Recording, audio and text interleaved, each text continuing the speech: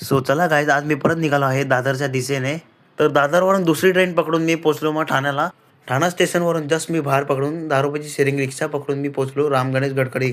मी इथे स्वराज्याचं आख्यान हे नाटक बघायला आलो आहे. छत्रपती शिवाजी महाराजांचं आख्यान हे बघायला अजून 10 मिनिटाचा अवधी होता, पण इकडे लोक सर्व वगैरे टाइमपास करत होते, फोटोज वगैरे काढत होते, रील शूट करत होते माझ्यासारखे. नंतर सर्व एंट्रन्सच्या लाईनमध्ये उभे राहिले होते नुकतेच. तर मी आणि माझा सरपरित भाऊ आम्ही दोघं आख्यानाला आलो आहोत. हे नाटक पूर्णपणे शिवाजी महाराजांच्या स्वराज्याच्या ह्याच्यावर अवलंबून दाखवले आहे. तर ह्यामध्ये या लोकांनी खूप चांगली ॲक्टिंग केली आहे. शो संपल्यानंतर मी ज्यांच्यासोबत फोटो काढायचं होतं ते रील स्टार होते, सिंगर होते.